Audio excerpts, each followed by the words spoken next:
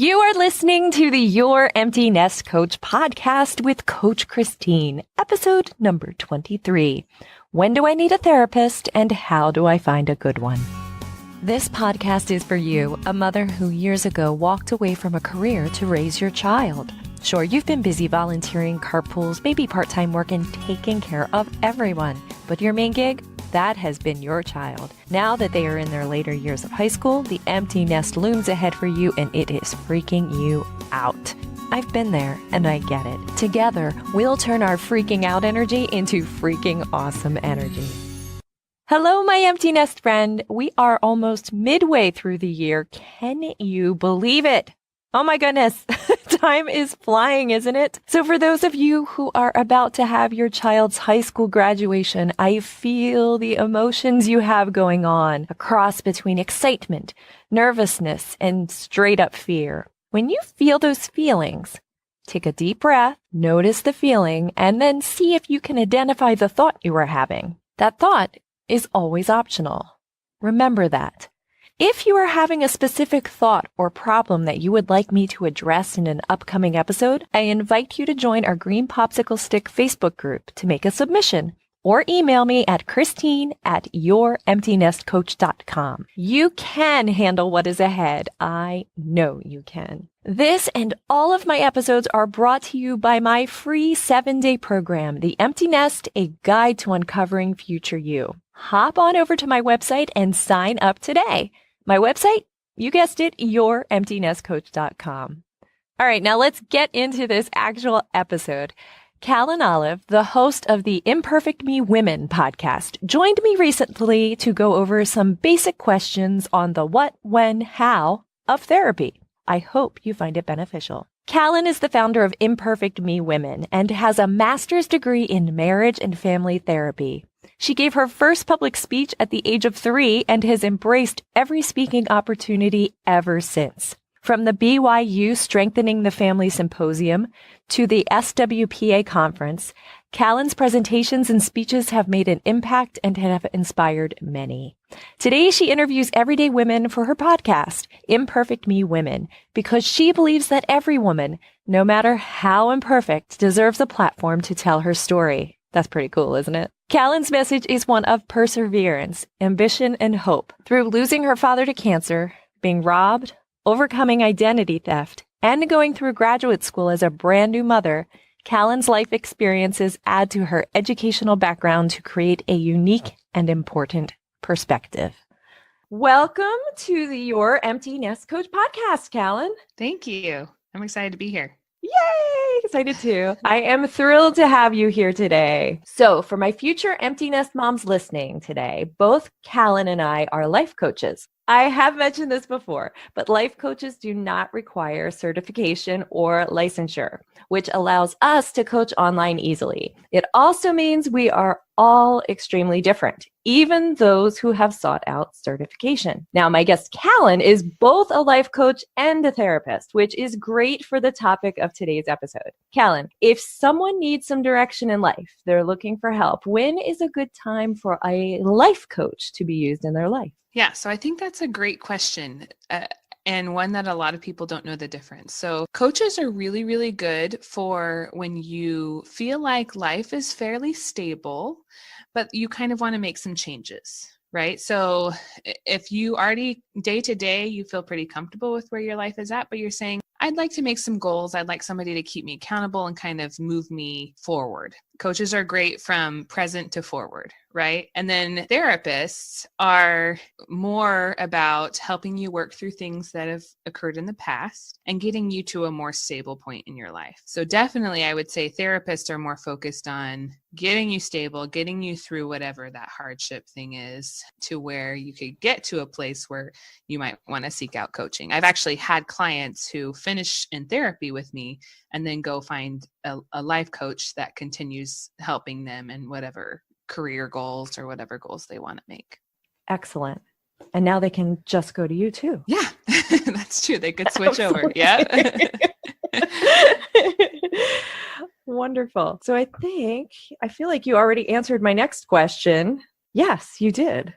So yeah, I have a little bit more to say. Actually, I was just looking at my notes. one really good thing about coaches as opposed to therapists is that they're a lot more flexible because they're not held to the same licensure laws. Often coaches will be open to calling or texting or meeting for lunch. Like there's still that professional boundary there, but it's a lot more flexible in how it looks. Whereas a therapist, you're most of the time going to be meeting in an office for an hour, and that's all the communication you have that week, unless there's some other kind of therapy situation figured out. So that's a really nice thing about a coach. If you want somebody that can really keep you accountable throughout the week, a lot of coaches offer services like that.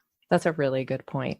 Because you can't really do that with And your that was always a hard thing for me as a therapist, Yes. because I knew that some clients could really benefit from just a quick text, or, I'd have clients text during the week and have a quick question, and I was fine answering stuff like that. But I didn't feel like I could give them advice or direction. And I would kind of just refer like, let's wait until we get into the therapy room and make sure that, we're in a good place to talk about that. Yes. So, and this is a question I always wonder because I'm not a therapist. Who are the professionals that are able to prescribe medicine? And then is there a time where I definitely need to seek that profession? Yeah, so that is a very common question. One of the common questions I get is, can you prescribe medication? And the answer is no. No therapist, counselor, social worker, any of those are going to be able to prescribe medication. The only people that can prescribe you medication are psychiatrists and other doctors like your family doctor, OBGYN, that kind of thing. And so when I have clients who need medication, like let's say they come in and they have severe depression and we talk through it and say, yeah, probably you want to try medication, I would refer them out to a psychiatrist that I work with, either formally or informally in the community, and they would start meeting, and then we would just kind of collaborate their care. And so the psychiatrist would meet with them. Gotcha. They would get info on what we had already been working on, and that way you can get on the best medication for you. And I would also add to that, more times than not, I'm going to suggest that you go to a psychiatrist, especially if you need specific information or specific medication. So like if it's general anxiety or depression medication, family docs are going to be fairly well versed in that. And if you're not that worried about an actual diagnosis there, you're more just worried about trying to try a few things and seeing how it works. Like you're not in a super intense place where it needs to work right away and, you're kind of in crisis mode, then family docs can be great for that kind of thing. But if it's something like bipolar or schizophrenia, stuff like the more intense, like you're in major crises, then you're going to want to go to somebody who's specifically had training in this area, and the psychiatrists are going to be best for that. Awesome. And this is like a non-therapist question. Psychiatrist, like who's the person you're sitting on the couch with, like not with, but you're laying down and talking that everybody has the visualization? Is that more the psychiatrist or more the psychologist? So typically when you go to meet with a psychiatrist, often it'll be at a doctor's office. They meet in a very clinical kind of setting most often. You're going to it's going to feel a lot like a normal examination, because they're going to they're going to assess you physically. They're going to assess normal things that doctors would look at. And then they're going to also give you some quick mental assessments just to see where you're at as far as your disorder. But psychiatrists, typically the average amount of time they're going to spend is between 10 to 15 minutes with their patients. And so this is why I always suggest that people have both a therapist and also a psychiatrist, because you can just go straight to a psychiatrist. You don't have to have a referral unless your insurance requires that. Most insurances don't. But studies have shown that being in therapy and also having medication hand in hand work best when those things go together. So if you're on medication on its own, it's not going to be as effective as it would be if you were in therapy. So that's a major benefit. And then the other benefit is, because the psychiatrist is only going to meet with you maybe every 3 months for 15 minutes, they don't get a ton of time to really get a big picture of what your situation really looks like. And so it's important to have a therapist collaborating with them, so the therapist can say, this is what the impression that I've gotten, and then they can kind of work together for those things. Yeah. Makes Oh, to sense. answer your All actual right. question though, because Yeah. I feel like I just got off on a tangent. Um, No, you actually answered the next one well, too. You did so to great. answer the one about who people picture as laying on the couch, it wouldn't be psychiatrists. It would be therapists, counselors, social workers, and even a psychologist. All of those are going to be people who do the one-on-one 50-minute long sessions with people. I've actually had people come in to my office and just lay down on the couch because they just assumed that was what, they've That's seen great. it in the movies or That's the yeah. image And we I'm like, get. you know what? If that makes you comfortable, you go for it. No problem at all. So after your description of it, I now picture in the Peanuts cartoons, Lucy with her 5 cents. Like I picture that as the psychiatrist. Like, okay, here's your answer and Right. you're on your way. And like, I'll give you Mm-hmm. medicine too. And then like long-term couch is, I don't know who in the Peanuts, but that was just the visualization I got when you were Yeah. talking. Yeah. And it's hard to know the difference between all of them, which is why I created a blog post that basically outlines all of the differences between all the different helping professionals. Because like I said, Yes. there's 5 off the top of my head that I can think of that are the major ones. If you search counselor in my area, these are going to pop up. And so you've got social workers, counselors, marriage and family therapists, psychiatrists, and psychologists. And they all serve different functions, but they all are able to kind of overlap and do things that other professionals can do. So it gets confusing to know if I need marriage therapy, what kind of therapist should I go to? Or if I need drug counseling, like addiction counseling, where should I go? And so that's one of the reasons I wrote that article, because I think that gets so complicated. And that's the last thing that you need when you're finally ready to seek therapy. The last thing you need is just to be so confused about who do I even go to? Yes. It's a great blog post. I will link it in my show notes because I like that blog post. Okay. So let's say I now know I need to seek out the help of a therapist, one of the above. How do you recommend that I go about finding one? Yeah. So that's a really good question. There's a lot of different ways you can do it. So first, I would say you need to decide whether you want to use insurance or not. And especially with therapists, some can accept insurance. That's the other downside of coaching, is that usually, coaches are not ever going to be on insurance. But with therapy, some of them are, and some of them aren't. Insurance has become increasingly difficult for therapists and a lot more complicated than it should be. And that's kind of Really? an area they're trying to That's a reform bummer. right now, because it's a difficult process that makes it not very worthwhile for therapists to do. So a lot of people have been switching to cash pay only, which is so unfortunate for people who do have insurance and want to use it. But that's where you would want to start. If you're going to do insurance, then often insurances will have a list of therapists that are on their panels in your area. So you could start there. I wouldn't just cold call off the insurance list. I would do some Googling and see if you can find the therapist's website, just because you kind of want to know who they are, what they specialize in. Because even though every therapist can treat individuals, couples, groups, and that kind of thing, it doesn't mean that they are good at it. Just like coaches, therapists are very varied, and there are some good ones and some not so good ones. And so it's important that you figure out what they specialize in and look for somebody who specializes in something that you are struggling with. So if you are struggling with depression and you're a woman, I would Google counselors who help with women who are struggling with depression in my area. Get pretty specific about it. Yes. And then see what websites pop up, see what counselors pop up that fall in line with that. I also would say Psychology Today is a really good resource. That's what's going to pop up as the first link anytime you Google counselors in my area. And Okay. it's a great directory. Therapists can pay a monthly fee to be in the directory, and they have to verify their license. So that every single therapist on there has verified their license through the system, which is nice. It gives you peace of mind. Then you can kind of go and click through each profile and see if they take insurance, what insurance they take, if they do a sliding scale, what their specialties are.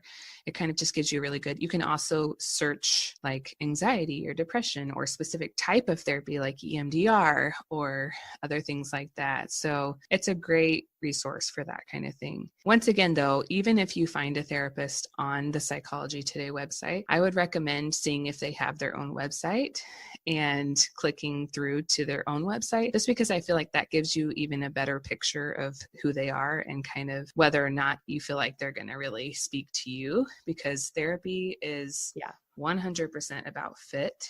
And somebody who might be a great therapist for your best friend may not be a great therapist for you. And that's totally okay. So it's just being able to find somebody that really speaks to you and that can make you feel very safe and okay with where you're at. That's great advice. Great advice. I feel like I'm learning so much. Yeah, no problem. So here's a specific question I have for you. So in my coaching, I talk a lot about noticing the thoughts that enter your mind, to observe them and just notice them and question them in a good way. Just like be calm about it. But what if a client's having a really difficult time changing a thought that they know they don't want? Like, at what point is it a sign that they might need to seek the help of a therapist versus, you're just not changing your thoughts? Like, it's a harder thing for them. Yeah, I think it's kind of a tricky question, because something I work with in therapy is the fact that maybe sometimes we won't be able to change our thoughts. And so if I had a client that came to me and said, I'm having a really difficult time changing this thought, I would kind of challenge that and say, well, maybe changing the thought isn't the end goal in that. Maybe the end goal is being able to change the struggle that you're having with that thought, if that makes sense. So I would focus on, what does that struggle look like? Does that struggle come out as anxiety? Does a struggle come out as depression? Is that struggle making it difficult for you to function in your life? And that's where I feel like I would draw the line. If I was coaching somebody and for whatever reason, the circumstances in their life became pretty unmanageable and they started to just not be able to function the way they used to, then it's probably about time to do therapy rather than coaching with them, because they're not at a place where they can really do goal setting and be moving forward. They're more in that kind of what I was mentioning earlier, where you just need to get them stable and focus on what's causing chaos in their life right now. So that would be kind of what I would look for is, are you able to move forward right now? Or are we just kind of stuck? And if we're stuck, how unmanageable is it? If it feels pretty unmanageable, then it's probably time for you to go to therapy. Makes sense. Totally. So I'm a subscriber of your podcast, ImperfectMe Women. I love it. It's so good. Thank you. So can you tell my audience a bit about your podcast? Yeah, I'd love to. So, simply put, the podcast is a safe space for everyday women to share their imperfect stories. And so each episode, I interview one woman about an imperfect story that she has from her life. And it's just amazing. What's a privilege to me is that these women are coming to me and asking to share their stories. It's not something that I'm even really soliciting from people at this point. And I just love that everyday women. There's women who have careers, there's single women, there's moms, and kind of all across the board. And they all just want to be able to put their story out there to help other women not feel so alone. If they're struggling with something similar, then they can find some commonality. And I just love that I get to be part of that. It's such a cool experience for me. It's a gift. It's a gift you're giving not only to your listeners, but to the women, that you're able to give them a bigger audience. It's so nice. Yeah. Thank you so much. Great show. Yeah. Really like it. So is there anything else you'd like to share with my amazing lady listeners? Really, the only thing I had thought about was the blog post, but I already mentioned that. So if you wanted to know more information about how to find a good mental health professional, that's a really good one to look at. They're welcome to follow my page or follow my podcast. Yes. I recommend that, ladies. So I will have all of her social media and everything at the end of this episode and in our show notes. So definitely follow her and subscribe to her podcast because it's awesome. Thank you. And before you go, Callan, I want to ask you 4 questions that I ask every guest of mine. They're super important. So number 1 is waffles or pancake? So definitely waffles on that one. It's a texture thing for me. Is it? I like the texture of waffles.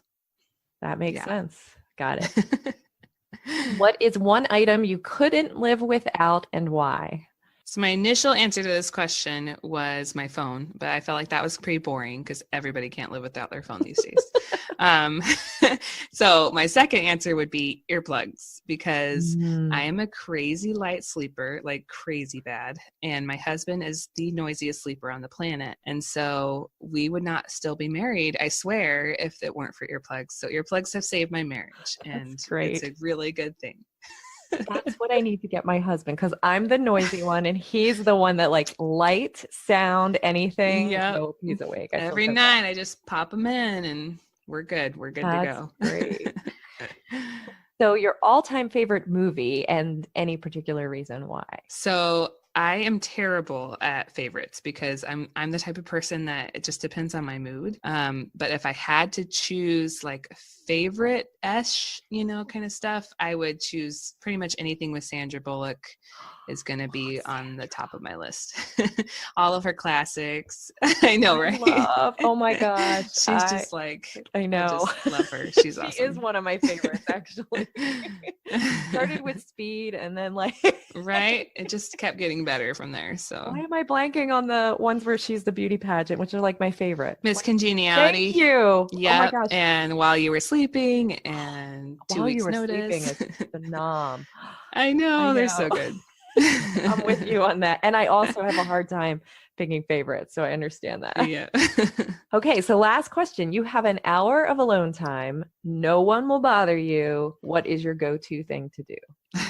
So it actually took me a while to think of the answer to this because I have 3 small children and that just is such a rare thing that never happens. So I was like, what would I do? Right. But I think I would probably go get a pedicure and listen to a really good audiobook because I really, really love audiobooks.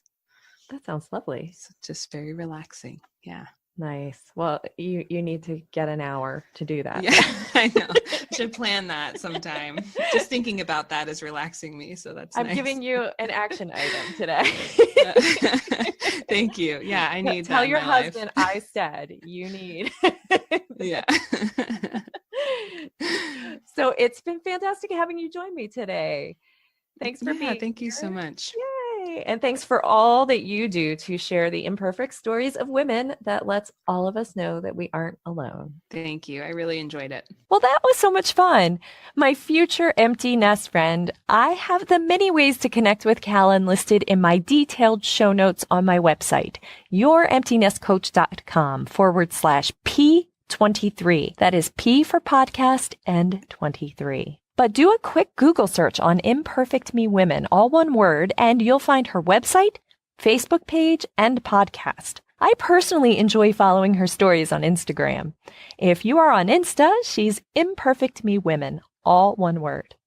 Okay, so if you are ready to begin the journey to find future you and use her, future you, as your GPS, definitely sign up for my free program, The Empty Nest, A Guide to Discovering Future You. Episode 13 covers the high-level work, and the program provides you with videos and worksheets to help you along the way. The questions I have for you in this episode are, number 1, how do you feel about therapy versus life coaching? And number 2, did this episode answer questions or bring up questions for you? Fly on over to our Facebook group. Our name is Green Popsicle Sticks. Want to know why?